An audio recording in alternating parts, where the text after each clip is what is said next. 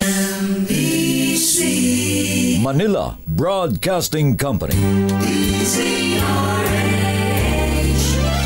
DZRH, member, kapisanan ng mga broadcaster ng Pilipinas. Oras sa kabuong kapuluan, 7 minuto makalipas ang alas 4. DZRH, magandang umaga Pilipinas! Sa DZRH Radio, DZRH TV at DZRH Online. Kasama si Kuya Angelo Palmones. Magandang umaga Pilipinas!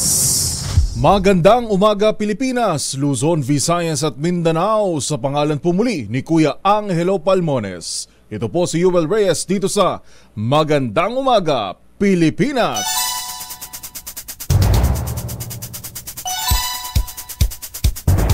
Sa ulo ng ating mga balita, amihan easterlies, magpapaulan pa rin sa ilang bahagi ng bansa. Mass burial isinagawa sa mga hindi nakilalang bangkay sa landslide sa Davao de Oro. Bilang ng mga nasawi umakyat na sa 85. Isa patay, higit 50 sugatan nang bumagsak ang sahig na ikalawang palapag ng simbahan sa Bulacan. Guidelines para sa AKAP program binabalangkas pa ng DSWD bago ito ipatupad. 4 arestado sa higit 1 milyong pisong halaga ng shabu at marijuana sa lalawigan ng Rizal.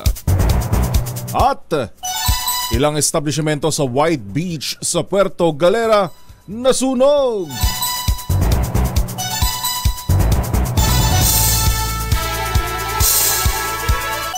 Yan po ang ulo ng ating mga balita ngayong Thursday morning, February 15, 2024. Muli po sa pangalan ni Kuya Angelo Palmones. Ito po si Yuel Reyes dito sa Magandang Umaga Pilipinas! Magandang Umaga Pilipinas!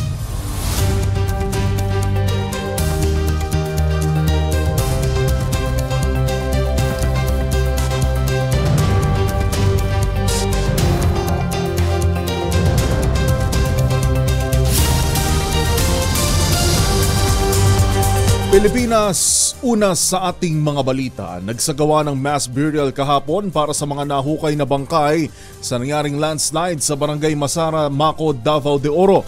Sa panayam ng DZRH kay Compostela Valley 2nd District Representative Roel Peter Gonzaga, sinabi nito na 17 sa mga nahukay na bangkay ang hindi pa rin natutukoy ang pagkakakilanlan. Sinabi ng kongresista na kailangan ng ilibing ang mga unidentified at unclaimed na mga bangkay dahil nasa state of decomposition na ang mga ito. Dagdag pa ni Gonzaga, ilan sa mga na-retrieve na labi ay mga bahagi na lamang ng katawan ng nasawi. So, ang nangyari ganito, lahat ng patay dadalhin ko sa punerarya, and then sa punerarya, doon po siya lilinisin para mapigilan yung state of decomposition ng katawan. Oo. Doon sa punerarya, may mga katawan na hindi na identify. At saka may body parts na hindi na rin ma-identify. Yeah. So, ang proseso niyan, kinukuha yung parte para subject for DNA testing. Si DNA testing naman matagal. Kaya ang gagawin, lalagyan yung body parts, lalagyan yung patayang katawan na unclaimed and unverified, itatag siya, silang lahat, imamass burial mamaya. So, kung ma-identify siya, i-retrieve lang na naman siya doon sa burial site. And then, ibabalik natin po sa pamilya. Maganda Umaga Pilipinas! Sa iba pang balita, umakyat naman sa 85 ang bilang ng mga namatay sa pagguho ng bundok malapit sa minahan sa Barangay Masara, Maco, Davao de Oro. Ayon sa provincial government ng Davao de Oro, 79 sa mga bangkay ang nahukay ng buo, habang 6 naman ang parte lang ng katawan. 32 individual naman ang sugatan, habang 38 pa ang nawawala sa nasabing trahedya. Una nang itinigil ng mga otoridad ang paghahanap sa mga posible pang survivor at lumipat sa search and retrieval operations simula kahapon. Inatasan ng executive order ni Mayor Voltaire Rimando ang mga volunteer sa Ground Zero na pagtuunan ng paghahanap sa mga nawawala pa at presumed dead.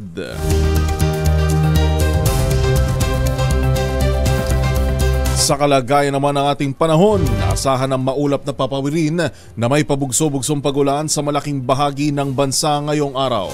Ayon sa Pag-asa, ang Northeast Monsoon o Amihan ang magdudulot ng isolated rain showers sa Metro Manila, Ilocos Region, Cordillera Administrative Region, Cagayan Valley, Central Luzon, Cavite, Laguna, Batangas, Rizal at Quezon sa susunod na 24 na oras.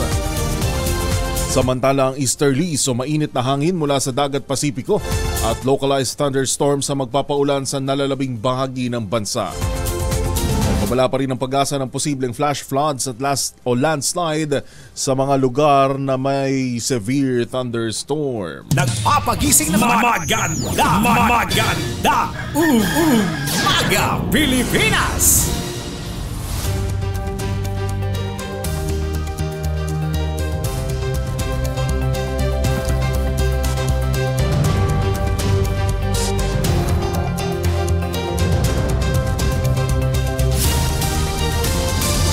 Labing 3 minuto makalipas ang alas 4 ng umaga. Isa po ang patay habang 55 ang sugatan matapos bumagsak ang isang bahagi ng simbahan sa St. Peter Parish dyan po sa San Jose del Monte City sa Bulacan kahapon.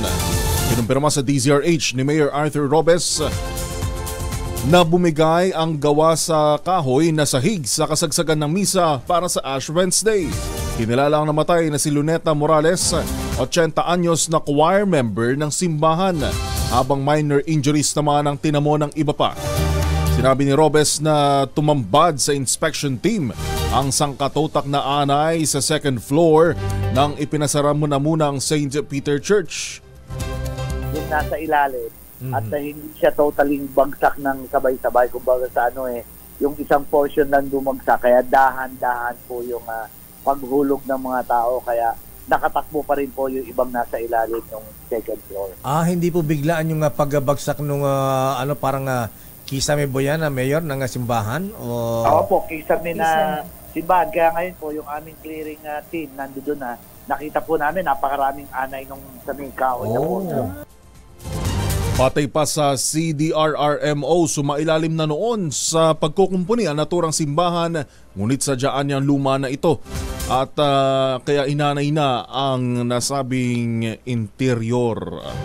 Maganda Umaga Pilipinas. Pinaplansya naman ng DSWD ang mga guidelines para sa mga maaaring maging benepisyaryo ng AKAP o Ayuda sa Kaposang Kita Program. Sa panayam ng DZRH, sinabi ni DSWD Assistant Secretary Romel Lopez na kaya naninindigan ang kanilang ahensya na hindi pa nagagalaw ang budget para sa AKAP dahil hindi pa naman ito nagsisimula. Ayon kay Lopez, inaayos pa nila ang guidelines sa mga maaaring maging bahagi ng programa upang masiguro na walang butas ang guidelines at hindi masasayang ang pondo ng taong bayan. Ni isang kusing, not a single cent, under this budget has been dispersed, wala pa po tayong may payout ni 5, dito po sa budget na ito. For the very reason na hindi pa po natin tapos ang guidelines. Kasi inaayos po natin ang guidelines just to make sure na airtight po ito, at masisiguro po natin na walang outside factor na maaaring sabihin natin magdulot ng problema, magkadulot ng kalituhan. Kaya ito po iniingatan natin yung paggawa ng guidelines before we can implement. At siyempre, ito po ay kailangan natin ipasa sa Department of Budget and Management para yung allocated na po yung pondo, but then makasama na sa ating cash provision. Maganda Umaga Pilipinas.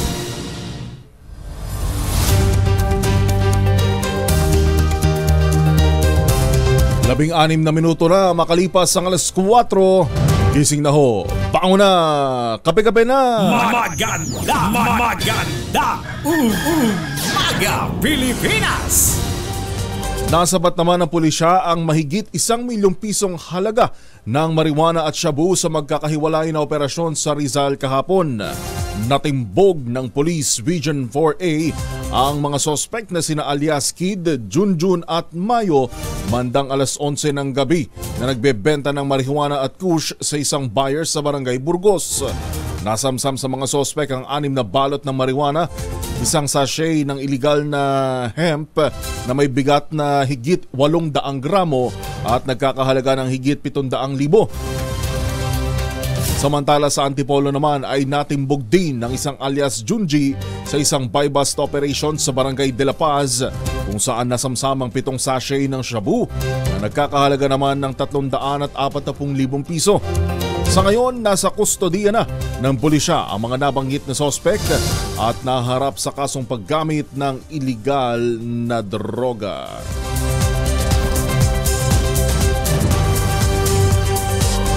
Arestado naman ang 4 katao matapos matimbog sa ikinasang buy-bust operation sa Taguig City. Nakumpiska ng Southern Police District Drug Enforcement Unit ang 7 sachet ng shabu na may bigat na 100 gramo at may kabuuang halaga ng 680,000 piso. Ayon kay Southern Police District Director Brigadier General Mark Pespes, isinagawa ang operasyon dakong alas 9:30 ng gabi sa Purok 3, Barangay New Lower Bikutan sa Taguig. Kinilala mga sospek na sina alias Burong, 23 anyos, Bon, 28 anyos, Sara, 27 anyos, at alias Juday na 43 anyos.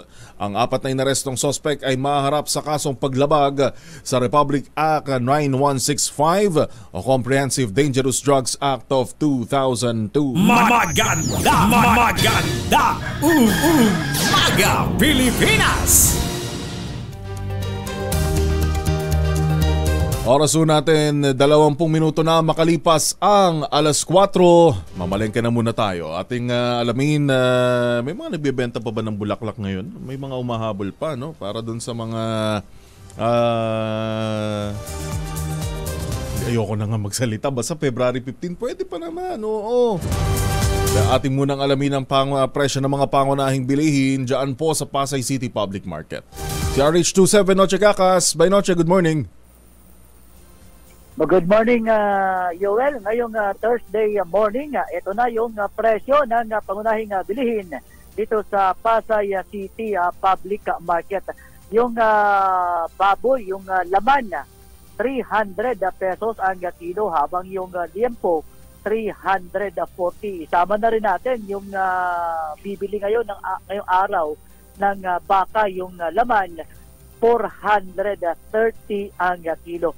Ang bangus naman, Yoel, 160 ang kilo, yung medium size, pero yung large size, yung talagang pang-ihaw, 180 ang kilo. Ang tambakol naman, 200 ang kilo, yung pampano, 400. Galunggong, 200 ang kilo, habang ang matambaka, 220.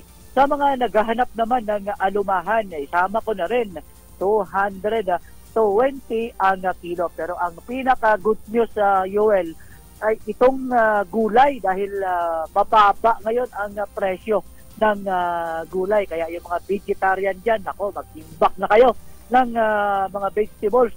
Dahil ang talong, Yoel, nasa 50 pesos ang kilo. Yung patatas, 110. Ang kamatis, 90. Sibuyas sa pula, yung local, 70 pesos ang kilo. Yung sibuyas sa puti, 60 pesos. Isama na rin natin yung repolyo, 50 pesos. Ang kalabasa, 25. Sitaw, 70 pesos. Ang palaya, 90. Ang sayote, 30 pesos. At ang carrot, 70. Sa luya naman, 100 ang kilo. Yung bawang, yung buo, 120 ang kilo. Sa mga naghahanap ng kalamansi, usong-uso ngayon ng ubo, Yoel, Katulad ko, merong ubo, 80 pesos yung ang kilo, yung malaking size na ito. Pero yung siling labuyo, napakababa. Doon sa mga mahihilig magsili, ang siling labuyo ngayong araw, 90 pesos ang kilo. Kaya sa mga mamamalengke ngayong umaga dito sa Pasay City Public Market, suwak na suwak ngayong Thursday morning. Wala sa kanunan sa Pilipinas, DZRH. Ako sinutikakas tuloy sa pagbabalita, tuloy-tuloy sa serbisyo. Sama-sama tayo, Pilipino. Bagong balita, bagong impormasyon. Kasama si Kuya Angelo Palmones. Magandang umaga, Pilipinas! Alas 4:22 ng umaga. Amoy araw ba simpunso pag-uwi galing ng eskwela by Italian sa germs sa katawan na para labanan ang may araw at may pawis gumamit ng Shield Bath Soap regularly. Ang Vitamal Shield sa paglaban sa germs versus another brand by Shea Butter, pampalambot ang kuti sa presyong abot kaya $12.50 SRP. Kaya mga misis ay challenge you. Subukan ang Shield Bath Soap, galit sa sakit may malasakit. Sulit na sulit. Magandang umaga, Pilipinas!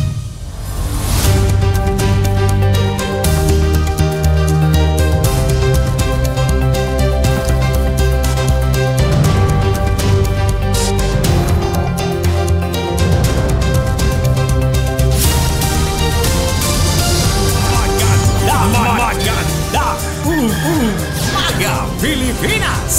Ay, magandang umaga, Pilipinas! Gising na, bango na! Maganda!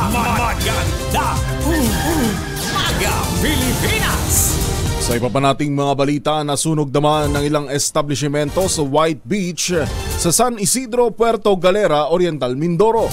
Pasado alas 6 ng gabi nang magmistulang sumiklab ang apoy sa kusina ng resto bar na G-Spot at kumalat ang apoy sa Villa Natividad Hotel at nandamay pa ang katabi nitong establishmento na Mindorin. Tumagal na 2 oras ang sunog bago ito naapula dakong alas 8:29 ng gabi. Update naman tayo sa sitwasyon sa Mindanao. 6.1 milyong pisong tulong na ibibigay ng Davao City sa 15 LGU na nasa ilalim ng state of calamity. Sa detalye, balita mo, Jun Suter ng Aksyon Radyo Davao. Jun.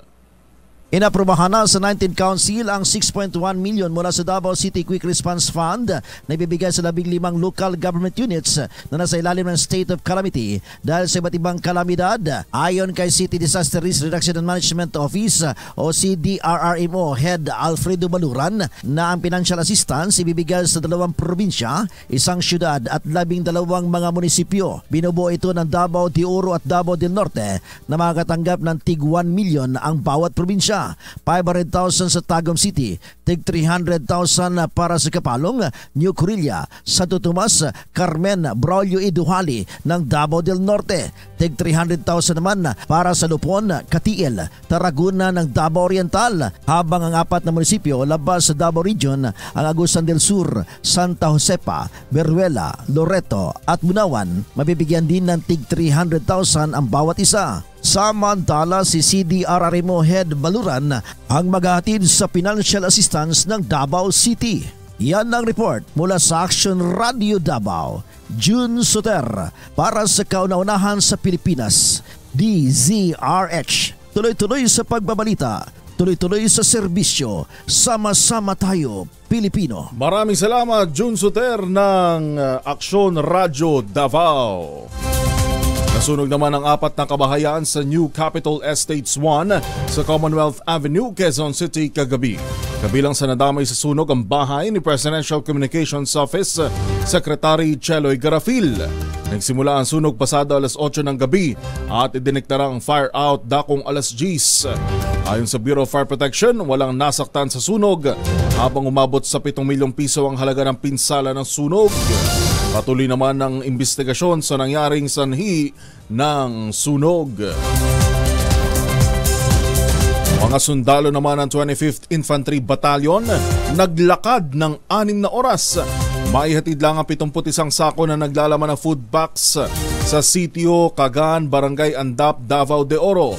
RH19, Jun Dimakutak, Jun. Sa pamamagitan ng paglalakad, karga ang 71 o 71 na sako na naglalaman ng 355 food packs mula sa Davao de Oro Provincial Government at ng iba pang concerned line agencies. Matapos ang 6 na oras na lakaran, matagumpay na napasok ng mga tropa ng 25th Infantry Battalion under 101st Infantry Brigade ng 10th Infantry Aguila Division ang Sitio Kagan, Barangay Andap, New Bataan, Davao de Oro, na kabilang din sa matinding naapektuhan ng shoreline, trap ng LPA at ng serye ng lindol. Ayon kay Governor Dorothy Gonzaga, mabuti na lamang daw at voluntaryong tumulong ang 101st Brigade sa magitan ng 25th IB troops at naipamudmod ang pagkain sa mga residente sa nasabing isolated barangay. Batay sa report ng Davao de Oro PDRRMO, ang Sitio Kagan ay na-isolate matapos na mga kalsada ay sinira ng landslide dulot na magkakasunod na mga weather disturbances. Pinapurihan naman ni 1001st Brigade Commander Brigadier General Ronnie Babak ang pagsusumikap ng mga tropa na itinuturing niyang kabahagi ng sakripisyo at willingness na isang sundalo na tumulong para sa mga taong nangangailangan. Mula sa kaununahan sa Pilipinas, DZRH, ako si RH19, June Dimakutak, tuloy-tuloy sa pagbabalita, tuloy-tuloy na serbisyo, sama-sama tayo, Pilipino. Maganda! Maganda! Umaga, Pilipinas!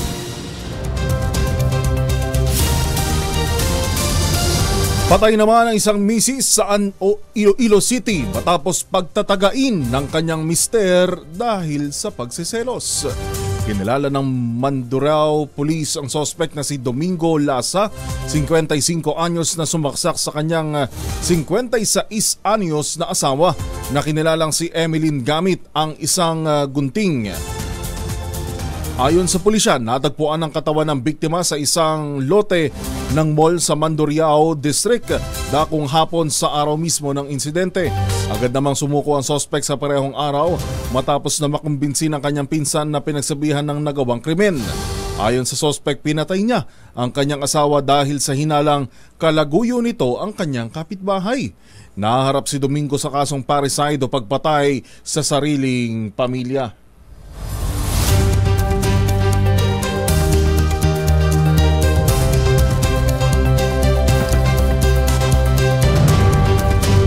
Muli namang nagsama para sa Valentine's Day ang mga persons deprived of liberty sa Correctional Institution for Women at ang kanilang mga mahal sa buhay sa New Bilibid Prison sa Muntinlupa City kahapon.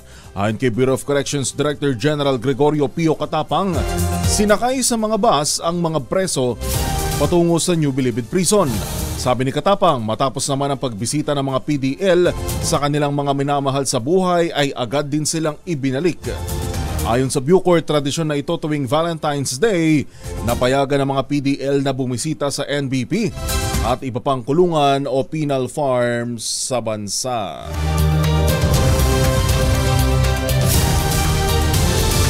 Pamilya naman ng drug suspect na nahuli ng PNP sa Baybay City, Leyte, hinihinga ng pera para umano makalabas.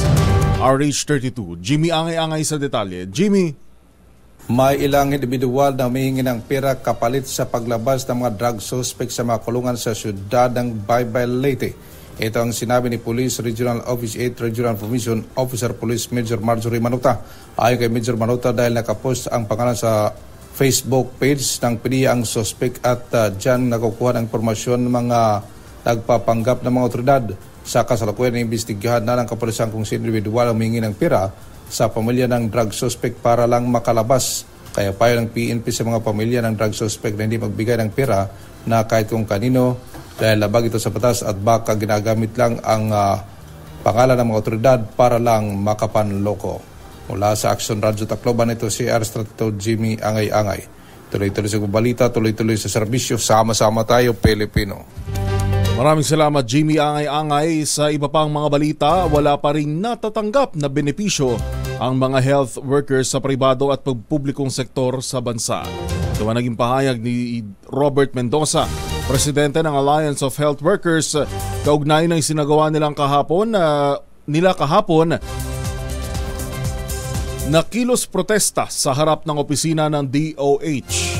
Ayon kay Mendoza, simula pa noong magkaroon ng pandemya ay wala pa silang natatanggap. Ito'y kahit pa sinabi ng DOA o DBM na nai-release na ang kanilang budget para rito. Dagdag pa ni Mendoza, kinatatakutan nila na baka bumagsak ang healthcare system kung palaging deadma lang ang gobyerno. Mayroon pang mga hospitals, may mga health workers pa tayo sa mga pribadong sektor at mga nasa local government unit ang hindi pa talaga nakakatanggap kahit sikong duling. Pero as far as your documents is concerned, nakapag-file na po sila pero walang nare-release kahit sikong duling pa para doon sa mga LGUs at saka other private hospitals. Ang dapat na tanong dyan, kung na-release na ang pondo, sino-sino lang ba mga nakatanggap? Dapat ba palagi ko dapat ito yung hinain din ng grupo ni Ginoong Mendoza ng Alliance of Health Workers, labas ng listahan. Baka naman merong mga nag-aantay na hindi naman pala kasama doon sa master list. Just for the benefit of the doubt, kaya hindi makatanggap.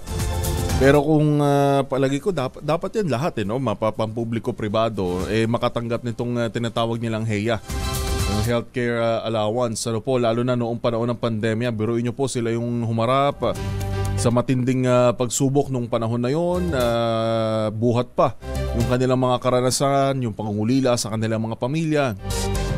Tapos sa katiting na pera lamang ho ito, hindi nga maitutumba sa naging paghihirap sa paging sakripisyo ng ating mga healthcare workers noong panahon ng pandemya.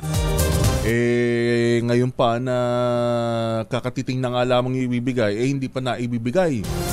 Siguro dapat magkaroon ng transparency. Yan din naman ang hiling ng kanilang grupo. Kung sino ba ang talagang nabigyan, mabibigyan pa. Dahil marami pa raw sa kanilang hanay ang hindi pa rin nakatatanggap ng healthcare allowance mula pa noong panahon ng pandemya. Maganda! Maga Pilipinas!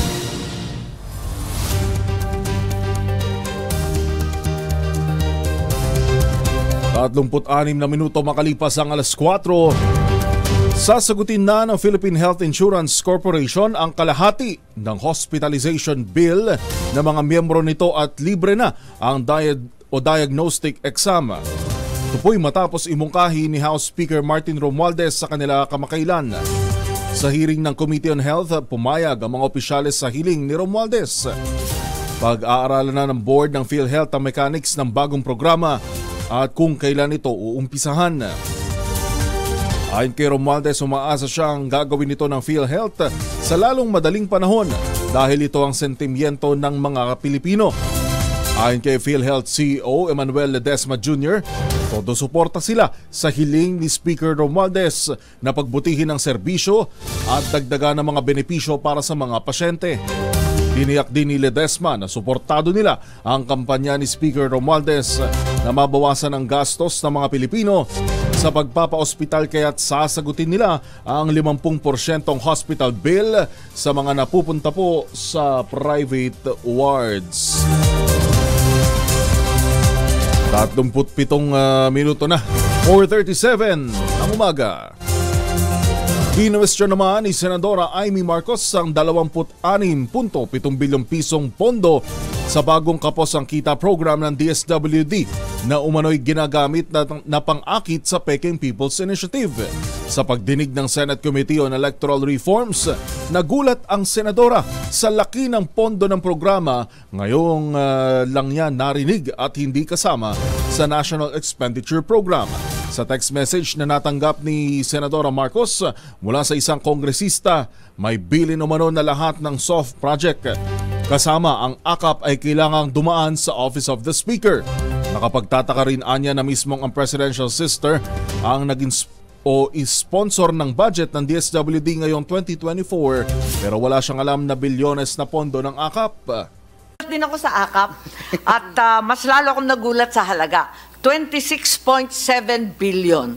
Isang programa na ngayon ko lang natuklasan at ngayon lang narinig, pero may bilin dito sa text, all soft projects including AKAP must go through the Office of the Speaker. AKAP, AIX, TUPAD, MAIP for the PI and other efforts. understand that it's under the DSWD budget. If you recall, in the Senate, I handle the DSWD budget, but like the COMELEC's mysterious addition of 12 billion, this 26.7 billion in the budget of the DSWD is alien to me. Yun, is alien to me. Tinanong pa ni Senadora Marcos si DSWD Undersecretary Fatima Alia de Maporo kung karaniwan sa ahensya na maglaan ng bilyones sa programang undefined, unnamed, unfamiliar at walang implementing rules and regulation. Tumaas ang kilay ng mambabatas na walang kaplano-plano para sa programa pero tinambakan ito ng halos 27 bilyong piso at hindi pa dumaan sa diskusyon at debate. Why do you have to invent AKAP? AKAP is not invented. But you just said that guidelines and the purposes had not been established. Yes, guidelines have to go through proper policy procedures. So Pero it's not linagyan na ng invented pera, out of the walang air. nakakaintindi kung paano gagawin, kung kanino ibibigay. Walang kaplano-plano pero may pera na. Madam Chair, there are programs that are provided by the GAA for NGAs to implement, but before we do implement, with all due we have respect, to... USEC, that is not the usual budget process we're familiar with. There's always a very well-defined project or program before a line item magically appears in the GAA. It's fought over, debated, and discussed very, very thoroughly in the subcommittees as well as the plenary. This wasn't.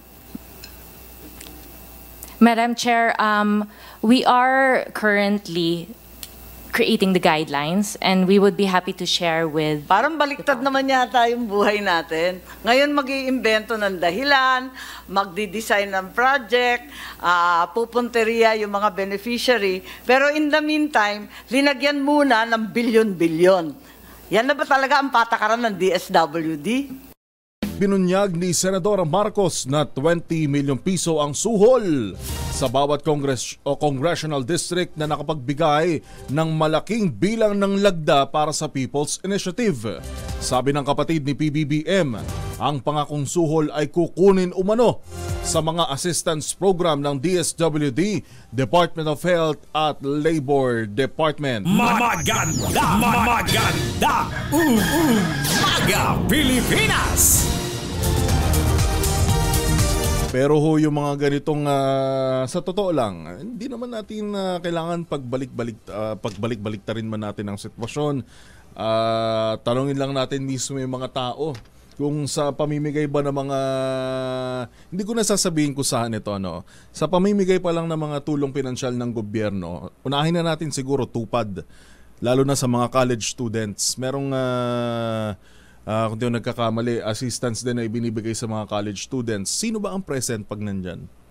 Di ba ho? Sa inyo hong mga lugar, tatanungin lang nyo lang ho. Sa inyo hong mga kanya-kanyang LGU, anumang syudad, anumang munisipalidad ho kayo nandoon. Pag nagpapatawag ho ng mga ganitong pamimigay, pamamahagi ng kuno ay cash assistance, ibinibigay sa mga nangangailangan. Sino ba ang nandyan? Sino ba ang front? Di ba ho ang mga local officials dyan ho sa inyo? Sa pangunguna pa, nandyan pa yung napakalaking, nakakapagtaka, nandyan yung napakalaking muka ni Congressman. Nandyan din yung napakalaking muka ng mayor, ng vice mayor, ng buong sangguniang panlungsod. Nandyan yung pagmumuka na ang programa naman pala ay mula sa DSWD. What more pa na nagagamit ho sa mga ganitong klase nang di naman natin alam kung ano ang intensyon talaga, ano po. Parang napakakapal naman ng pagmumuka. Pondo ho ng taong bayan ito, tapos papasakan mo ng mukha ni ganito, papasakan mo ng mukha ni ganyan. Hindi ba tayo tinatabla ng kapal na mukha nito? Bagong balita, bagong impormasyon. Kasama si Kuya Angelo Palmones. Magandang umaga, Pilipinas! Alas 4:43 ng umaga.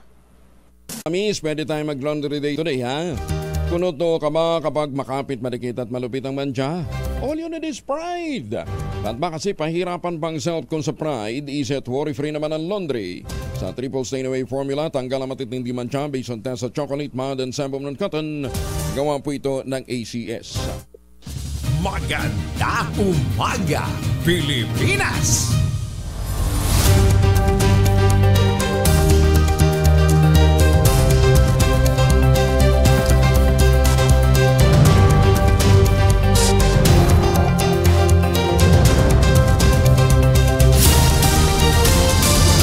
Alas 4:48, gising na, bango na, kape-kape na. Maganda umaga, Pilipinas! Sa iba pa nating mga balita, walang balak si Vice President Sara Duterte nakasuhan ang nagsasangkot sa kanya sa Oplan Tokang na si retired SPO4 Arturo Las Cañas. Pero muling hinamon ng Vice Presidente ang mga nagkakaladkad sa kanya sa extrajudicial killings na magharap ng kasong murder laban sa kanya kung may ebidensya.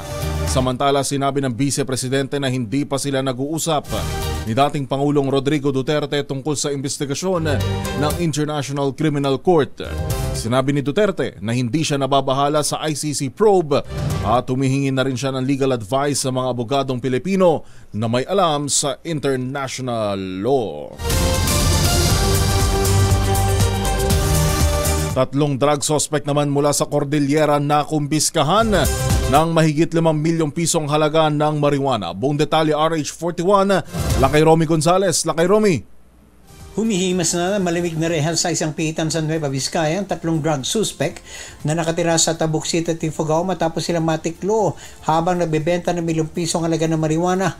Nakilala ang mga suspect na sina Lina Bayog at Joy Alngag, parehong 52 anyos at residente sa Agbanawag, Tabuk City, at Sherwin Atulba, 46, mula naman sa Banawe, Ifugao.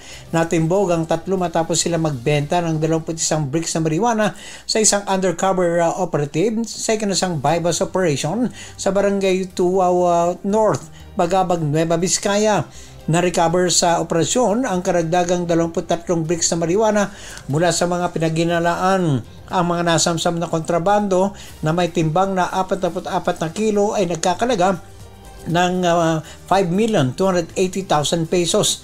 Ayon sa PNP, ang mga nasamsam na bawal na damo ay galing sa lalawigan ng Kalinga at ipupuslit sana ng mga suspect sa Region 2, 3, 4A at National Capital Region. Ayon sa mga otoridad, bago matiklong 3 ay maigpit nilang minanmanan ang kanilang kilos ng mahigit sa isang buwan. Mula sa kauna-unan sa Pilipinas, DZRH, ito si Romy Gonzales, tuloy-tuloy sa pagbabalita, tuloy-tuloy sa serbisyo, sama-sama tayo, Pilipino. Maraming salamat, Romy Gonzales. Mayorya naman ng mga Pilipino ang naniniwala na nasa tamang direksyon ang Pilipinas sa ilalim ng Marcos administration. Sa tugon ng MASA 2024 survey ng Octa Research, katumbas ito ng 64% habang 21% ang hindi kumbinsido batay sa mga polisiya at programa ni PBBM. Bahagya itong tumaas kumpara sa 62% positive sa pamamalakad ni Pangulong Marcos noong October ng nagdaang taon. Pinakamarami nagsabi na pinatatakbo ng Pangulo ng maayos ang bansa sa Metro Manila na may 81%. Habang pinakamababa sa Balance Luzon na may 57%. Maganda umaga, Pilipinas! Balita muli sa probinsya. 22 anyos na lalaki arestado sa buy-bust operation sa Olongapo City. RH37, Danny Kumilang sa detalye. Danny. Naaresto ang isang 22 anyos na lalaki na residente ng CQ Masingit, Barangay San Isidro, Subic, Zambales matapos makumpiskan ito ng halagang 10,748 piso ng shabu sa harap ng Valencia Beach Resort, Baloy Beach, Barangay Barreto, Olongapo City. Ayon sa ulat sa police report, Nagsagawa ng bypass operation ang mga tauhan ng Police Station 6 Olongapo City dakong alas 10:40 ng umaga at nakumpiska sa suspect ang nasa higit kumulang sa 1.61 gramo na hinihinalang shabu. Ang suspect na naresto at mga nakumpiskang ebidensya ay dinala sa Police Station 6 para sa kaukulang disposisyon. Mula sa kauna-unahan sa Pilipinas, DZRH, ito si Danny Kumilang. Tuloy-tuloy sa pagbabalita, tuloy-tuloy sa serbisyo. Sama-sama tayo, Pilipino! Maraming salamat, Danny Kumilang. Babalikan muli natin ang ilan pang mga reports at mga balita. Standby lang. Ang ating pong oras, 4:52 ng umaga. Magandang umaga, Pilipinas!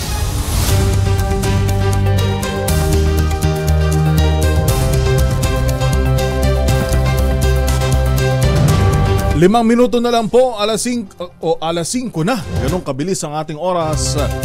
4:55 ng umaga. Ngayon pa rin pong February 15. Sa pangalan po ni Kuya Angel, Kuya Angelo Palmones, na malapit nyo nang mapakinggan. Malapit na. Oh. At antabayanan nyo po ang pagbabalik ng mahiwagang tunog. Atin pong oras, 4:56 ng umaga. Lalaki naman ng gulo sa birthday party ng isang pulis sa Pangasinan. Arestado si RH38 Freddy Fajardo sa detalye. Freddy. Nagresponde ang mga pulis ay tinawag na insidente ng panggugulo sa isang birthday party sa San Carlos City. Nabatid na mismo ang nagbe-birthday pala isang pulis na si Police Senior Master Sergeant Aristotle C., 48 anyos, miyembro ng San Carlos City Police at residente ng Barangay Tandang Sora sa nabanggit na syudad.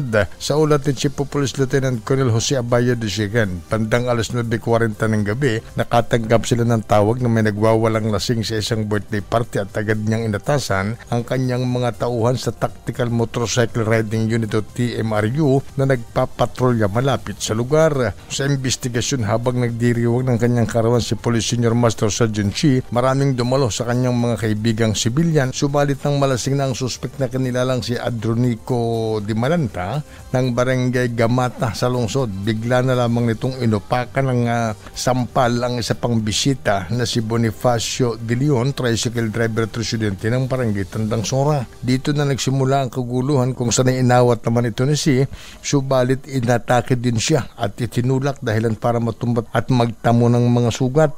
Nang makatayo na sa tulong ng bisita ang biktimang pulis, pinagsisigawan pa ito ng suspek sa kahinamon pa ng suntukan. Nahinto lamang ang pagwawala ng suspek nang aristuhin ito ng mga nagresponding pulis. Sa ngayon nasa likod ng rihas na bakal si Di Malanta at naharap sa kaukulang kaso.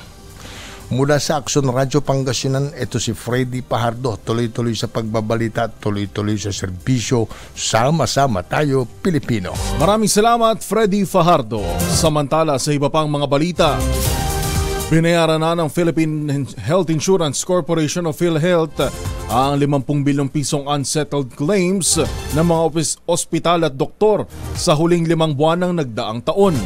Sa pagdinig ng Kamara, sinabi ni PhilHealth President Emmanuel Ledesma na pagtupad ito sa pangako niya noong Setyembre na babayaran ang unpaid dues sa loob ng 70 araw. Nangako si Ledesma sa publiko na hindi hihinto ang PhilHealth na magbayad ng mga kaukulang dues at magtatrabaho sila 24 oras para mapaganda ang sistema. Umaasa naman ang PhilHealth Chief na mababawasan na ang mga reklamo sa kanila ng mga ospital tungkol sa atrasadong probisyon ng payment claims. Bagong balita, bagong impormasyon, kasama si Kuya Angelo Palmones. Magandang umaga, Pilipinas! Mark Bautista, isa pong aktor, ay gusto na raw pong magkaanak maski bisexual. Yan po ang chikang hatid ni ating showbiz legend, Tita Morley Alinio. Tita Morley. Gising na ang showbiz, rampa na Pilipinas! Marami sa mga kaibigan ni Mark Bautista ang natuwa sa kanyang desisyon na magkaroon ng sariling pamilya. At sa katunayan daw ay nangangarap ang naturang aktor na magkaroon ng asawa at anak. Sa kabila ng katotohanan ng pag-amin niya ay siya kabilang sa LGBTQIA+. Well, wala naman tayong nakikitang masama kung sakali man ang isang gay ay magkaroon ng pamilya, asawa at anak. Depende yan sa pagdadala ng isang may asawa. Pero sa totoo lang, sinabi nitong si Mark Bautista, gusto din daw niya na magkaroon siya ng isang normal na buhay kahit sabihin pang hindi siya tunay na lalaki! Yan ang ating DZRH Showbiz Hottest News. Ito po ang inyong RH47, Morley Alinio. Tuloy-tuloy sa pagbabalita, tuloy-tuloy sa serbisyo. Sama-sama tayo, Pilipino. Babu! Maraming salamat, Tita Morley. Tsaka bisexual naman ano naman yan hindi naman ibig sabihin na sa kapwa lalaki lang nagkakagusto. Maaring pwede rin sa lalaki, na-attract din sa babae. At ang lahat naman sa atin ay may karapatan na kung gusto natin magkaroon ng sariling pamilya, sariling mga anak, nasa kanya-kanyang desisyon na rin natin yun. Bagong balita, bagong impormasyon. Kasama si Kuyang Angelo Palmones. Magandang umaga, Pilipinas! Ang ating pong oras, 5:00 ng umaga.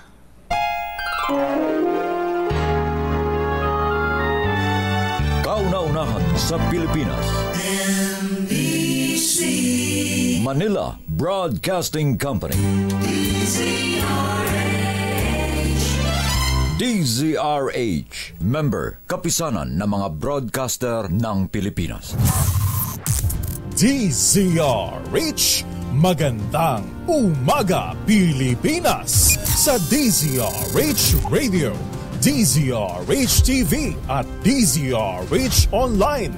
Kasama si Kuya Angelo Palmones. Magandang umaga, Pilipinas!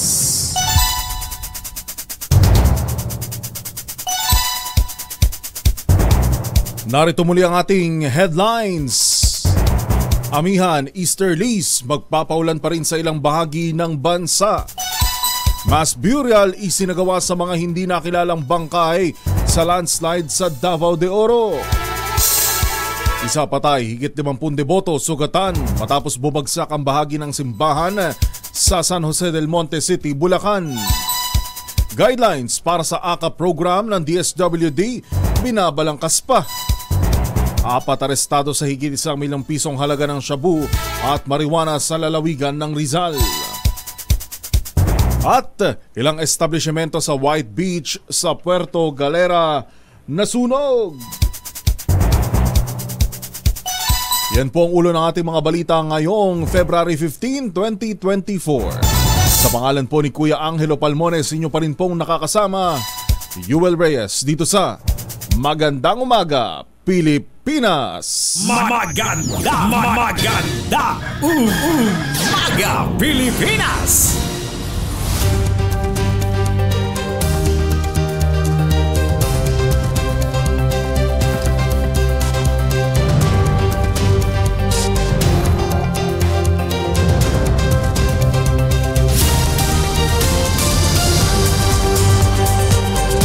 Sa iba pa nating mga balita, standby lang, ating alamin ang kalagayan ng panahon, kung magtutuloy-tuloy na ba itong mainit, maalinsangan ating nararanasan. Ano po, medyo mahina na yung epekto ng hanging amihan dahil sa una nga nating panayam sa Pag-asa, unti-unti na pa-transition na ho tayo sa Marso, panahon na naman ng tag-init. Samantala, lusot na sa ikalawang pagbasa ng Senado ang panukalang 100 pisong dagdag sahod sa mga manggagawa sa pribadong sektor. Unanimous na inaprubahan ang Senate Bill No. 2534 sa ilalim ng Committee Report No. 190 sa plenaryo ng Senado. Umaasa si Senate President Mig Zubiri na oras na maaprubahan nila ito sa pinal na pagbasa, uusad din ang mga panukalang wage hike sa Kamara. Una nang tinaasan ng kilay ng mga ekonomista sa Kongreso ang panukalang 100 pisong aumento sa sahod at sinasabing magiging inflationary lamang ito. Dismayado naman ang mga senador sa 50% tapyas sa kanilang pork barrel fund sa ilalim ng 5.768 trilyong pisong national budget sa 2024. Sa report, isang senador ang humirit ng paliwanag kay Senate President Mig Zubiri kung bakit binawasan sa 3 bilyong piso bawat mambabatas ang pondo sa kanilang pet projects. Mababa umano ito kumpara sa 5 bilyong piso hanggang 6 na bilyong pisong natatanggap nilang pork barrel sa ilalim ng national budget ng Administrasyong Marcos noong 2023. Ilang senador naman ang sinisisi umano ang liderato ng Kamara sa malaking tapyas sa kanilang pork barrel fund. Nagkasundo naman sa isang pambihirang pagkakataon. Nagkasundo sina Senate President Mig Zubiri at House Speaker Martin Romualdez na itigil na ang word war kaugnay ng kontrobersyal na People's Initiative. Ginawa ng dalawang lider ang kasunduan sa harap ni PBBM sa birthday celebration ni Chief Presidential Legal Counsel Juan Ponce Enrile sa Malacanang. Ayon kay Zubiri, nagkamayan, saglit nag-usap at nagkasundo sila ni Romualdez na profesional magtrabaho para sa benepisyo ng publiko at administrasyon. Nang tanungin naman kung may kasunduan bang utusan ang mga miyembro ng Senado at Kamara na itigil ang bangayan, sagot ni Zubiri, depende na ito sa mga mambabatas. Hindi niya rin umano maaaring pigilan ng Senate Committee on Electoral Reforms ni Senadora Amy Marcos na itigil ang pagdinig. Magandang umaga, Pilipinas!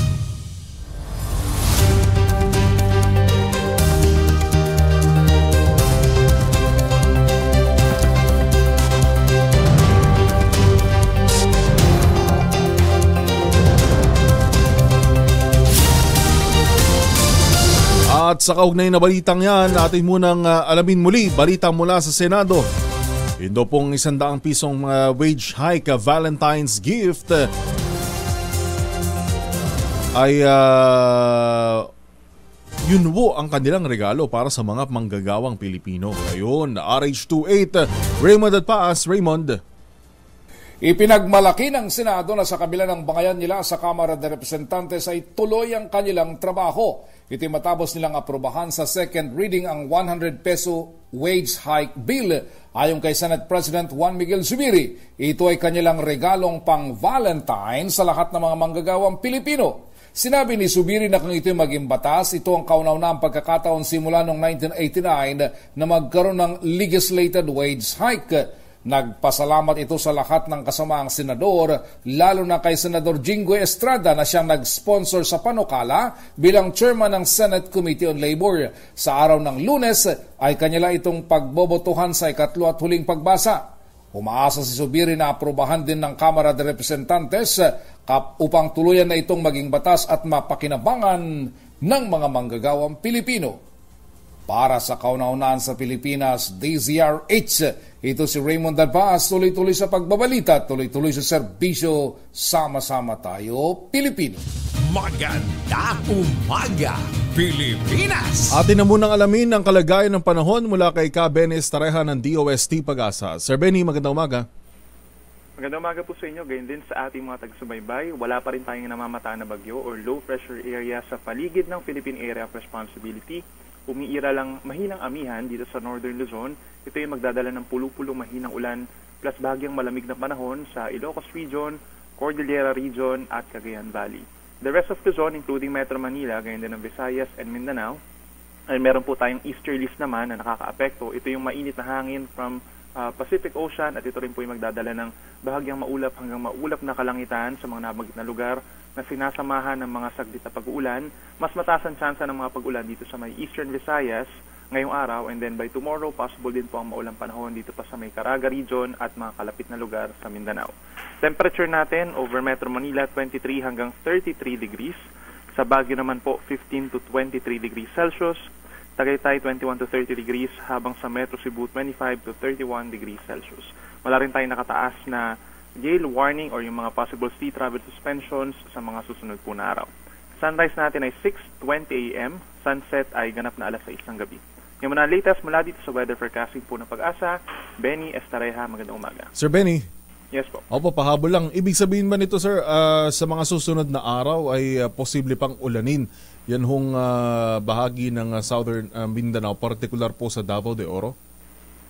Yes, may chance po tayo ng mga pag-ulan at yung mga pag-ulan naman ay hindi po tuloy-tuloy, mga kalat-kalat na ulan na mayroon po bukas, then meron din po sa Sunday. Ito po ay dahil sa easterlies. Alright, maraming salamat, Sir Benny. Salamat din po. Magandang umaga, Sir Benny Estareja ng DOST Pag-asa. Bagong balita, bagong impormasyon. Kasama si Kuyang Angelo Palmones. Magandang umaga, Pilipinas! Alas 5 Gs ng umaga.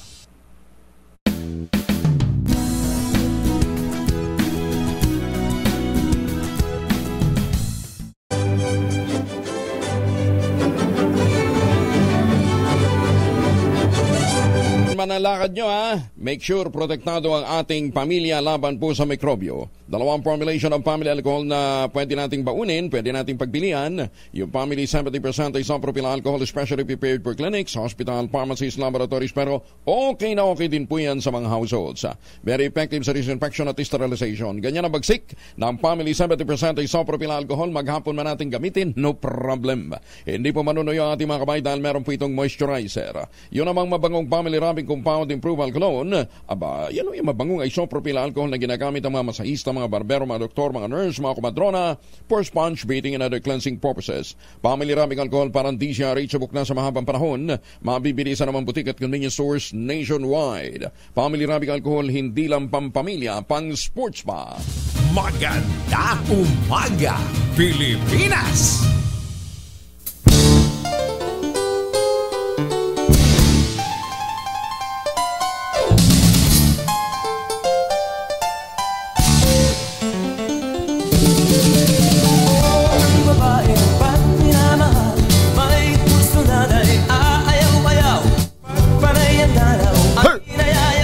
You know, 5:14 ng umaga. Napakabilis ho ng oras. Kamusta ho kayo? Good morning, good morning. Gising na, bango na, Pilipinas. Yung pa rin po nakakasama sa pangalan ni Kuya Angel. Sabi ko kanina, malapit nyo na ulit marinig. Malasap ang kanyang tinig. Malasap ang tinig ng mahiwagang tunog. Ito po si Yuel Reyes. Samahan nyo po hanggang alas 6 ng umaga. Good morning, good morning. Sandy, good morning. Nakatutok naman mula sa Binyan, Laguna, si Magnolia Carrasco. At sa mga OFWs, sa ating mga kababayan na nasa iba't ibang bahagi ng mundo. Magandang umaga, magandang tanghali, magandang hapon. Anumang oras na kararating ang aming programa. Mabati si Mercy Roger ng magandang umaga mula sa Belgium. Gayon din mula naman sa Kalumpit, Bulacan, si Ador Cortez. Ay, kamusta ho nakikiramay ho tayo dun sa isang senior citizen ho na isa hong biktima dyan ho sa gumuhong bahagi ng simbahan sa St. Peter's Parish sa San Jose del Monte City, Bulacan. At ang tabayanan nyo po yung developments sa mga pangyayaring yan maya-maya lamang sa atin pong mga programa dito sa DZRH. Ang atin pong pakikisa unang-una, pakikiramay sa mga naulila ho dyan at sa atin hong mga kababayan din na nasaktan dyan po sa insidente. 5:16 ang ating oras.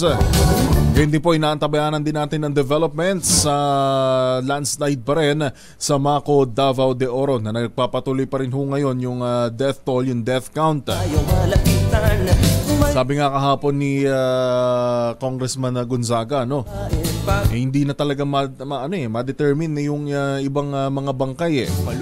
So habang gumugulong ho yung DNA testing doon ho sa mga labi, ang gagawin po mass burial para mabigyan na rin naman ng disenteng libing yung pong mga nandoon at hindi nakatambak lang sa mga punerarya o kung saang lugar pa ho doon.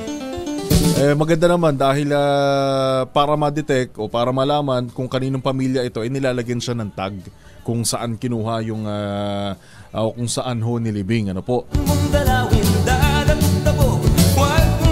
Kamusta ho kayo? Sino-sino ho ang na-traffic kahapon? Ikaw ba paring Ray, pag-uwi mo nung umaga, matraffic na o maluwag-luwag pa? Maluwag, ano? Parang walang ganap. Pero pagdating ho ng hapon, dyan ako nako. Tayo ho ay bumisita saglit dyan ho sa Dangwa Market sa Maynila. Pasado 2:00 sa Rapido Hataw Balita, saka ko narinig si RH29 Boy Gonzales. Hindi ko narinig ng maaga na pinaiiwas pala yung kalsadang yon. Doon kami dumaan. Tumagal kami ng halos sa 1 oras doon pa lang ho sa kalsada. Pero sulit naman, ano? Sulit na sulit. Lalo para sa ating mga minamahal sa buhay. Tataka ka sa mga mall, sa kalsada, sa iba't ibang mga parke. Mas marami pang tao. Ngayon ko lang napagtanto na mas marami pang tao kapag Valentine's Day o February 14 kaysa December 25. Napakadami yung tao sa kalsada. Kaya sabi ko ho, lalo na ho sa mga mall, yung mga kainan, karamihan ho punuan talaga. Yung iba nga ho sa amin nagkansela na ho ng dine-in at tanging take-out na lang po, ano? Pero ganyan ho talaga Mas commercialized pa nga ho ang February 14 o Valentine's Day tuwing araw ng Pasko Medyo kakaunti pa Ria Soto, good morning. Live po tayo nationwide via 666 kHz sa inyo pong mga talapihitan at sa 18 relay stations ng DZRH sa Luzon, Visayas at Mindanao. Live din sa ating cable channels sa Signal Channel 18, Madera Cable, JP Cable TV, Cable Link Channel 3, Destiny Cable Channel 129, at sa iba't iba pa pong cable providers sa buong Pilipinas. Tayo po ay napapanood sa higit 1,000 cable providers. Ano po? Check nyo lamang ho kung ano hong channel na papanood ng DZRH TV sa inyo pong mga cable providers. Miss Cecil Santos, good morning. Nardet Pahed Somera, nakatutok sa atin mula sa Ildefonso, Ilocos Sur. Siyempre sa ating mga suke. Si Miss Sheroke mula sa Caloocan, Betty Tizuka, Georgie Aquino, good morning. Maria Sobrepeña, good morning. Caroline Malubay, Kamar Urbano, good morning po. At binabati naman ni Jennifer Rugacion ang kanyang mga kaibigan mula dyan sa hospital ng Bacolod na nakikinig daw po ngayon. Good morning, good morning. Marilyn Garcia, good morning. At sa lahat pa po ng mga nakatutok sa atin sa kalsada, maaari po kayong mag-text sa aming text line sa 0919-282-6485. Muli po ang ating text line 0919-282-6485. Oras po natin 21 minuto makalipas ang 5:00. Magandang umaga, Pilipinas!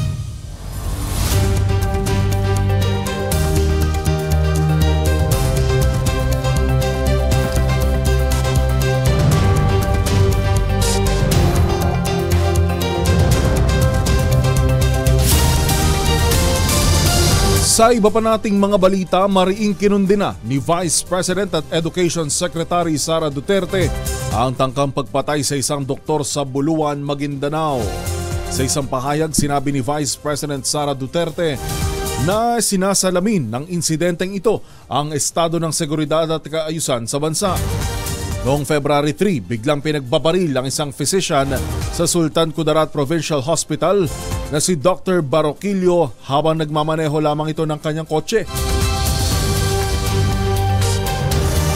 Bagamat nakaligtas si Baroquillo, nagtamo ito ng sugat sa kanyang balikat at likuran sa ngayon o at sa ngayon ay nakakonfine sa ospital.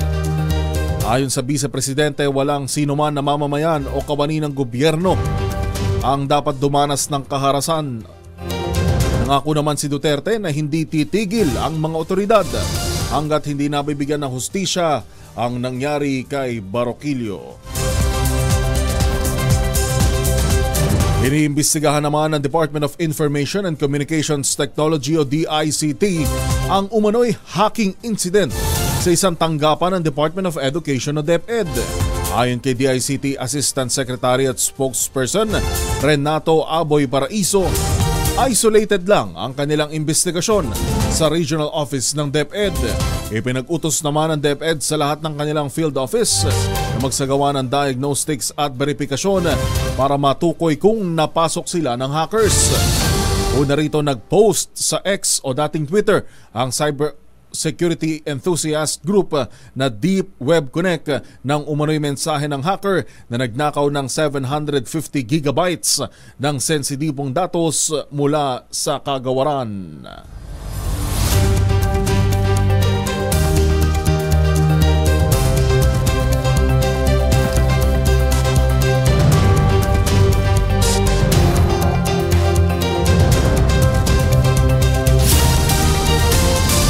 Sa kaugnay pa ring balita, iniimbestigahan ng Cybercrime Investigation and Coordinating Center o CICC ang posibleng ugnayan ng bomb threats at tangkang cyber attack sa government agencies. Ayon kay ICC Executive Director Alex Ramos, patuloy silang kumakalap ng mga impormasyon kaugnay ng bomb threats sa 118 paaralan at mga ahensya ng gobyerno.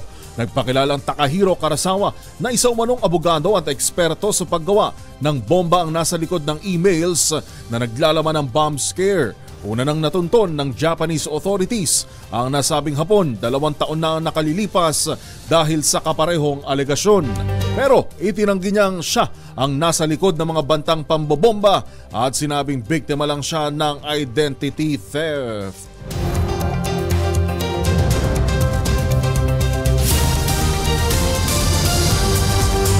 Mas pinalawak pa ng Globe Incorporated ang network nito sa bansa sa pamamagitan ng pagbukas ng Philippine Domestic Submarine Cable Network o PDSCN. Sa pagbukas ng isang segment sa PDSCN Express Route, abot na ng Globe Telecom ang mga lugar ng Lucena City sa Quezon, Bawac, Marinduque, Calatrava, Tabas o Tablas Islands sa Romblon, gayon din po sa Rojas City sa Capiz, Placer Masbate, Palompon, Leyte, Mactan, Cebu, Talisay, Cebu, Tagbilaran City sa Bohol at Cagayan de Oro City, Misamis Oriental. Ayon naman kay Globe Senior Vice President and Head of Network Planning na si Joel Agustin, layon din ng PDSCN na mas palakasin ang koneksyon ng mga consumer nito at ayusin ang overall network ng serbisyo. Bagong balita, bagong impormasyon, kasama si Kuya Angelo Palmones. Magandang umaga, Pilipinas! Alas 5:55. Occupancy unit sa lahat po ng housing industry with easiest term. Mantakin ho nyo, 5% lang ho yung down payment. Pwede pang hulugan. Kaya ano pang iniintay po ninyo, ito pa rin ang pangarap na magkaroon sariling bahay sa presyong abot kaya. Makipag-ugnayan po kayo sa 0996-501-5555 o dili kaya sa 0947-434-5555. Ito pa rin ang pangarap na magkaroon ng sariling bahay sa presyong abot kaya. Napakalapit naman po sa Clark International Airport. Ito pang mga proyekto ng Westchester Realty at nandun sa loob mismo ng township, ang palengke, ang eskwelahan, ang munisipyo. Kaya hindi ka na kinakailangang lumayo, pati simbahan nandun. At kung kayo ho gustong manalo pa ng 3-4-2, samahan ho ninyong disal bago ho kayo magtungo sa Westchester Realty dahil kung saan tatama yung inyong dart, yun ang inyong pupuntahan. Halimbawa, gusto nyo pumunta ng Thailand, ng Japan, Singapore, Hong Kong, libre for 2. Kung kayo ho ay magpapareserve. 0996-501-5555 at 0947-434-5555. Ito pa rin ang pangarap na magkaroon ng sariling bahay sa presyong abot kaya. RH! Huwag nyo natin kalimutan, sabi ho natin nga, tangkilikin ang gawang atin. Katulad po ng Tangerine Chocolate, produkto po ito ng mga magnaniyog dyan po sa lalawigan ng Quezon. Sa tulong po ni Dr. Helen Tan, ito pong mga magnaniyog na dating umaasa sa Kopra, mga MSMEs na ngayon. Nagpuproduce sila ng magagandang cacao beans dahil po sa mga magagandang planting material ng cacao galing Davao. Hinakot ho para sa kanila ni Dr. Helen Tan. Tangerine Chocolate po ay produkto ng mga magnaniyog dyan po sa lalawigan ng Quezon. Maraming variants po ito, mahigit 10 na ang ginamit ng mga raw materials ay galing din po sa ani ng mga magsasaka. Kaya tangkilikin po natin ang gawang atin. Available sa 0919-095-5935 o dili kaya i-check po ninyo online, tangerinechocolate.ph. Sabi nga po ni Dr. Helen Tan, sino bang magmamalasakit sa Pilipino kundi ang kapwa Pilipino? Kaya sana tangkilikin natin ang gawang atin. Magandang umaga, Pilipinas!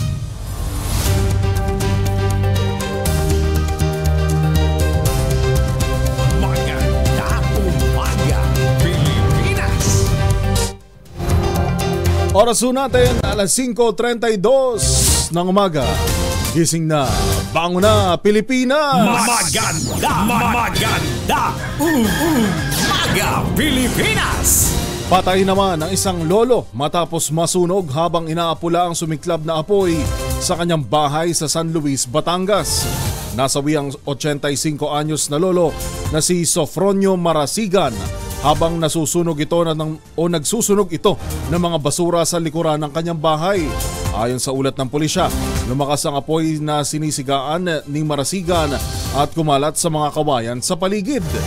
Pilit na inapula ito ng lolo, ngunit dahil sa pagkataranta at hina ng katawan ay nawalan ito ng balanse at natumba at tuluyan ng nasunog.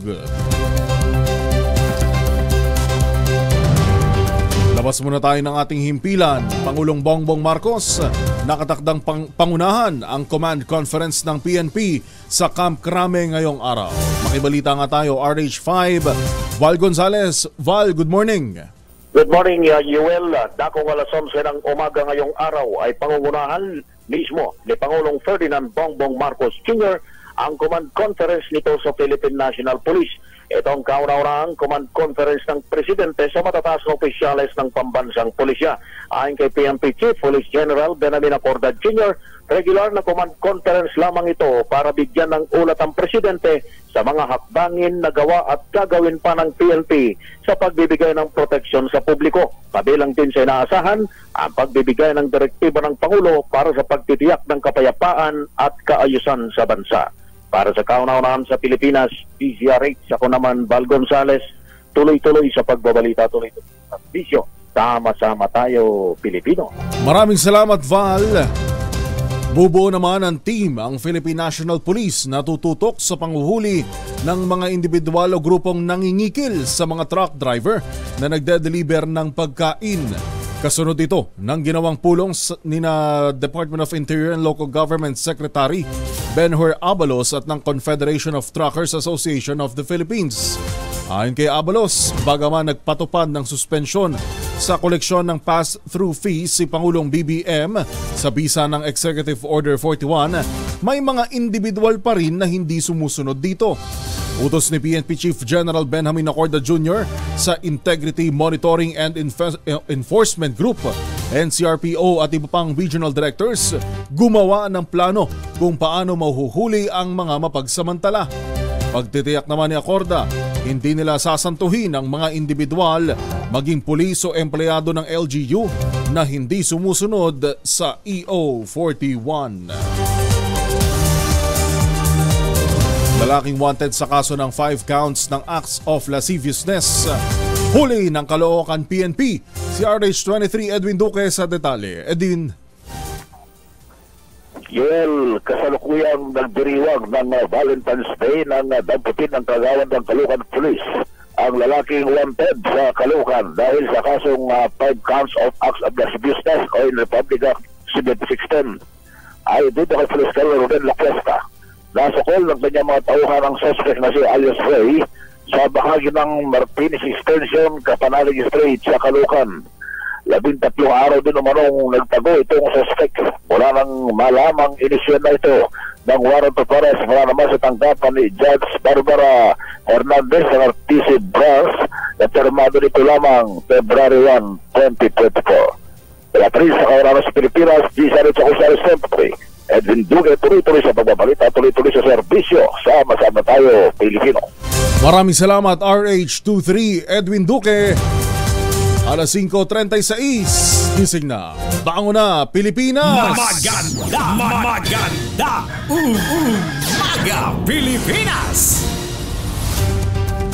Nagsanib-pwersa naman ang Philippine Red Cross at Presidential Commission for the Urban Poor sa pagpapaunlad ng mga urban communities sa bansa. Naglagda sa isang kasunduan sina PRC Secretary General Dr. Gwen Pang at PCUP Chairperson Undersecretary Elpidio Jordan Jr. na magbigay sa mga mahihirap na urban communities ng first aid training, food and nutrition programs at health services. Kinilala naman ni President Ferdinand Marcos Jr. ang ilang individual at grupo na nag-ambag ng mga inisyatibo at nagpaangat sa bansa at sa buhay ng mga Pilipino. Kabilang sa pinarangalan ng Pangulo ay ilang empleyado ng pamahalaan at kilalang mambabatok na si Apo Wang-od. Pinagkalooban si Apo Wang-od ng Outstanding Government Workers of 2023 at Presidential Medal of Merit Awards na idinaos sa Civil Service Commission Honor Awards Program. Ito'y dahil sa naging kontribusyon ng 106 na taong gulang na mambabatok sa Philippine Traditional Arts. Sabi ni PBBM ay tuturing si Apo Wang-od bilang isa sa National Treasure ng Pilipinas. Balita naman sa Kamara. Kamara magiging venue rin ng Register Anywhere program ng COMELEC. Buong detalye RH12, Manang Milky Rigunan. Manang Milky. Tutulong ang Kamara sa Commission on Elections para sa Register Anywhere program kaugnay ng midterm elections sa 2025. Sa anunsyo ng Kamara, may voter registration sa Batasan Pamansa sa February 29 sa Nograles Hall at March 21 sa Belmonte Hall. Magsisimula ang rehistro mula alas 8 ng umaga hanggang alas 5 ng hapon. Kabilang sa mga pwedeng magparehistro sa Kamara para sa RAP ay mga empleyado, congressional staff at mga miyembro ng Kamara. Una rito, umarangkada na noong Lunes ang voter registration ng COMELEC para naman sa 2025 midterm elections. Kasama sa inilungsad ng COMELEC ay ang RAP kung saan merong registration sites na ilalagay sa iba't ibang mga lugar gaya sa mga mall, universidad, tanggapan ng pamahalaan at iba pa. Layo nitong maengganyo ang mas marami pang mga botante na magparehistro at makaboto sa eleksyon. Para sa kauna-una sa Pilipinas, DZRH, ako si Milky Rigunan. Tuloy-tuloy sa pagbabalita, tuloy-tuloy sa serbisyo, sama-sama tayo, Pilipino. Maraming salamat, Miss Milky Rigunan. Oras po natin alas 5:39. May pasok pa ho, Huwebes pa lang po ngayon, Thursday morning, February 15, 2024. Ito'y kahit feeling holiday tayo kahapon dahil sa dami ng tao sa mga mall, siksikan, lalo na ho sa kalsada. Gising na, bango na, Pilipinas! Maganda! Umaga, Pilipinas!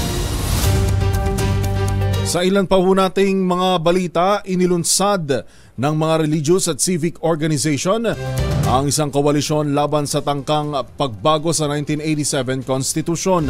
Tinawag itong Coalition Laban sa Chacha, kung saan kabilang sa founding members sina Senators Risa Ontiveros, Caritas Manila Executive Secretary Antonio Labia at Mini Ann Mata Kalub ng National Council of Churches in the Philippines. Ayon sa koalisyon, hindi solusyon ang charter change sa mga problema ng Pilipinas at hindi ang economic provisions ang dahilan ng kahirapan ng bansa. Pinunto pa nila na walang dahilan para sa Chacha kung mismong si PBBM ay denial sa korupsyon at paglabag sa karapatang pantao ng kanyang ama. Imbis na ipagpilitan ang amyenda sa saligang batas, dapat nilang tugunan ng gobyerno ang korupsyon, protektahan ang kapaligiran, baliin ang dinastiya sa politika at siguruhin ang electoral integrity sa bansa. Hazard maps sa Pilipinas kailangan ng i-update ayon sa UP Resilience Institute. Buong detalye mula kay RH14, Leth Narciso. Miss Leth. 5 bilyong piso umano ang nasasayang sa pamahalaan dahil sa pinsala ng mga kalamidad kada taon. Dahil dito, hinimok ni Dr. Mahar Lagmay ng UP Resilience Institute ang national government at mga lokal na pamahalaan na i-update na ang hazard maps. Sa bagong Pilipinas ngayon, binigyang diin ni Lagmay na kailangang mailagay sa bagong hazard maps ang mas malawak na posibleng masaklaw ng pinsala ng mga susunod pang kalamidad dahil sa nagbabagong panahon. Dapat anyang asahan na mas titindi pa at mas grabe ang magiging epekto ng climate change tulad ng mas mataas na pagbaha, madalas na landslides at mas matataas na storm surge, bagay na dapat maagapan at mapaghandaan. Inihalimbawa ni Lagmay ang nangyari noong Yolanda na binaliwala ang posibleng panganib kaya nagresulta sa pagkamatay ng libo-libong katao. Nakalagay kasi anya noon sa hazard maps ang 20 to 30 meters lang na distansyang aabuti ng daluyong, subalit inabot ito ng ilang kilometrong distansya. Para sa kauna-unahan sa Pilipinas, DZRH, ito si Leth Narciso, tuloy-tuloy sa pagbabalita, tuloy-tuloy sa serbisyo, sama-sama tayo Pilipino. Maraming salamat, Miss Leth Narciso. Oras po natin alas 5:42. Palaisipan talaga para sa akin yung kaya siguro marami yung tao kahapon na parang Ray.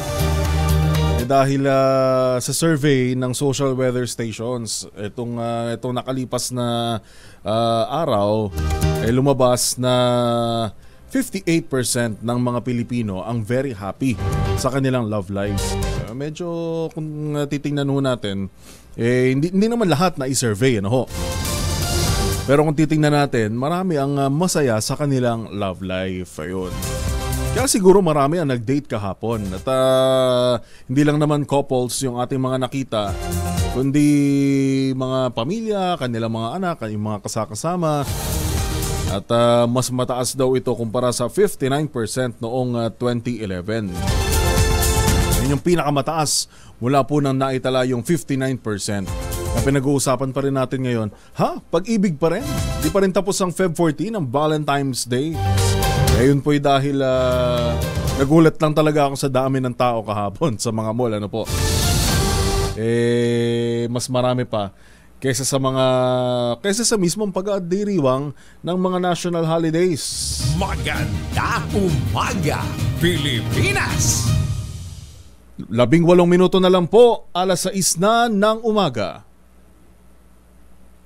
Natin. Maganda din kasing tulog natin, naka-ultabayo Ano nga bang ultabayo? Ang ultabayo po ang kauna-unahang postbiotic food supplement na ngayon po ay nire-recommenda ng mga doktor at rehistado sa Food and Drug Administration. Anong ginagawa ho ng ultabayo? Ang ultabayo po ay tumutulong sa atin hindi lang para ma-boost yung ating immune system, kundi para ma-achieve natin ang magandang tulog, yung pang stage 4 ng tulog. Kasi yung mga panahon na yan, ang ginagawa naman ng utak, dinidetoxify ang ating sistema ng katawan. Kaya pagising mo natin, magandang ating mood, magandang ating glow, magandang tingin natin sa ating sarili sa salamin. Kaya masaya tayo. Ayan, nalalabanan po natin ang depression at iba pang mga karamdaman.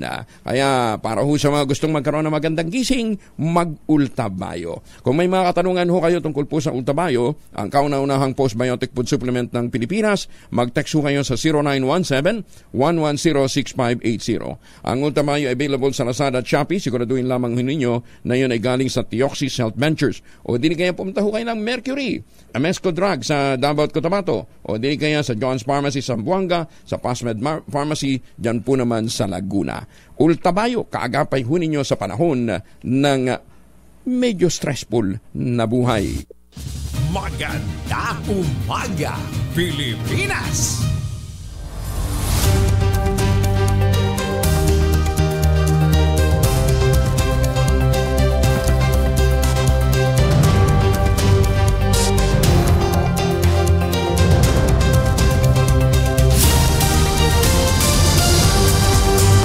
Sampung minuto na lang po, alas 6 na ng umaga. Ito pa rin po sa Magandang Umaga Pilipinas sa pangalan ni Kuya Angel, Kuya Angelo Palmones. Ito po si Yuel Reyes. Gising na, bango na Pilipinas! Maganda Umaga Pilipinas! Tatlong lalaking nagbebenta ng bloke-blokeng marijuana, kush, arestado sa Rodriguez, Rizal.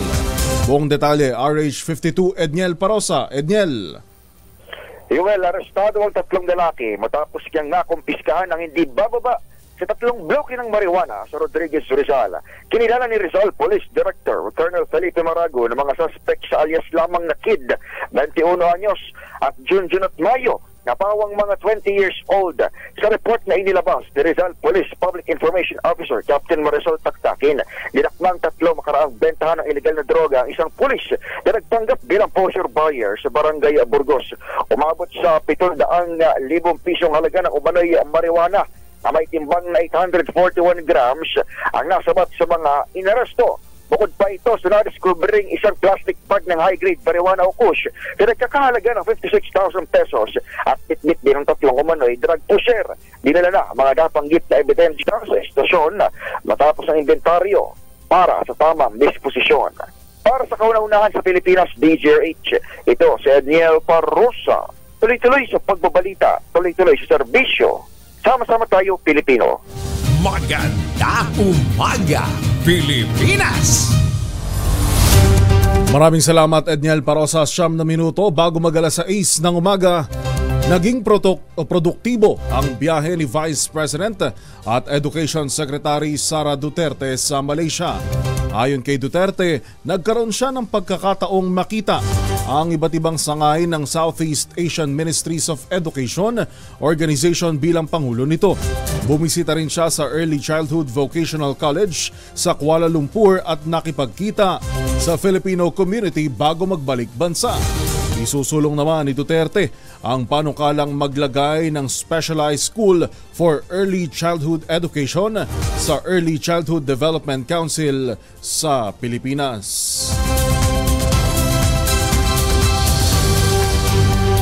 Alas 5:52, 8 minuto na lang, alas 6 na. Atin munang alamin ang balita muli sa Malacanang. Pangulong Marcos iniutos ang pagkakaroon ng pharma zones para maibaba ang presyo ng mga gamot. Si Pamela Adriano ng RHTV sa detalye. Pamela. Dapat ay magkaroon ng Pharmaceutical Economic Zones o Pharma Zones para maibaba ang presyo ng mga gamot at para masiguro ang isang mabisang drug regulatory process. Ito ang naging direktiba ni Pangulong Bongbong Marcos sa mga health official sa ginanap na sectoral meeting sa Malacanang. Ayon sa Pangulo, sa tulong ng Pharma Zones, makakagawa ng mga common generic drugs na mas palalakasin ang lokal na supply nito sa bansa at maibababa ang presyo ng mga gamot na parehas sa bansang India. Paliwanag pa ng Pangulo, para magawa ito, kailangang mahikayat ang parehong foreign at local investors para mamuhunan sa Philippine pharmaceutical sector. Ayon sa Pangulo, halos kaparehas ito ng Eco Zones na binabantayan ng Philippine Economic Zone Authority o PEZA, kung saan nakakakuha ang mga investor ng buwis at iba pang financial incentives para maibaba ang halaga ng manufacturing. Ilan sa mga dumalo sa naturang pulong ay sina Executive Secretary Lucas Bersamin, Health Secretary Teodoro Herbosa at Budget Secretary Amina Pangandaman. Mula sa kauna-unahan sa Pilipinas, DZRH, ito si Pamela Adriano. Tuloy-tuloy sa pagbabalita, tuloy-tuloy sa serbisyo. Sama-sama tayo, Pilipino. Bagong balita, bagong impormasyon. Kasama si Kuya Angelo Palmones. Magandang Umaga, Pilipinas! Alas 5:53 ng umaga. 4 na minuto na lang po, alas 6 na ng umaga. Gising na, bango na, Pilipinas! Maganda Umaga Pilipinas! Arestado naman ang isang ginang na nahuling nagbebenta ng pekeng PhilHealth Identification Card online. Sa sa ikinasang entrapment operation sa Quezon City. Huli ang sospek na si Maria Trinidad Zabaldo de Castro, 42 anyos na nakatira sa barangay Villa Maria Clara Project 4 sa Quezon City. Sa investigasyon ng PNP Anti-Cybercrime Group, napagalamang nagbebenta ng pekeng PhilHealth ID online ng sospek sa halagang 500 pesos. Mag-showbiz na tayo, Chris Aquino. Ano nga ba ang kanyang latest na kalagayan? Yan ang ihatid sa atin ni Tita Gorgie Rula. Tita Gorgie. Nakapanlumo ang interview ni Boy Abunda kay Chris Aquino na nag-zoom live sa programa nitong Fast Talk with Boy Abunda kahapon ng hapon. Inilahad ni Chris ang kanyang kalagayan na mas lalong lumalala ang kanyang autoimmune disease. Ang sabi niya, 3 pahina ng mga listahan ng mga gamot na allergic siya. Ultimo damo at gabutil na likabok ay hindi raw siya pwedeng lumanghap dahil kaagad na aatakihan siya ng allergy. Simula sa Lunes ay susubukan daw siya ng mga gamot na isasalin sa kanya at umaasa siyang magiging mabisa ito sa kanya, pero anytime ay pwede raw siyang ma-cardiac arrest sa ilalapat na gamot. Wala na raw siyang panlaban sa mga sakit na dadapo sa kanya, kaya ikukulong na raw siya talaga at sa doktor lamang siya makikipagkita. Kaya 2 weeks lang ay babalik na raw ng bansa ang dalawa niyang anak na sina Bimbi at Joshua. Napag-usapan na raw ng mga kapatid niya kung ano ang gagawin kung sakaling anuman ang mangyari sa kanya, pero ayaw daw niyang mamatay pa. Ang sabi ni Chris, nangako raw siya sa kanyang mga anak na buhay pa siya hanggang sa magiging adult ito.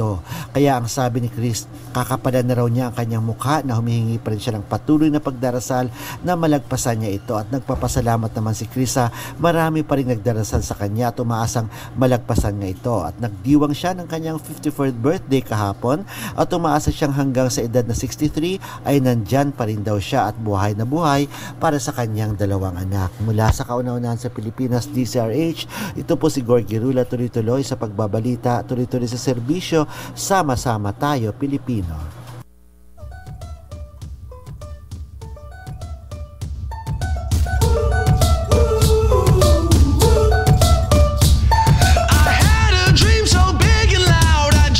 Yan na po mga balitang itinampok dito po sa Magandang Umaga, Pilipinas. Sa pangalan po ni Kuya Angelo Palmones, malapit nyo na po muling marinig, malapit nyo na po muling makasama, at syempre ang pagbabalik ng mahiwagang tunog. Ito po si Yuel Reyes. Hanggang sa susunod, magkita-kita po muli tayo sa Sabado alas 12 ng tanghali para sa RH Balita. Bumuli si Yuel Reyes para sa tuloy-tuloy na pagbabalita, tuloy-tuloy na serbisyo. Sama-sama tayo, Pilipino. Susunod na ang 2x2 at ang ACS Balita. Pilipinas ang oras, alas 6 ng umaga.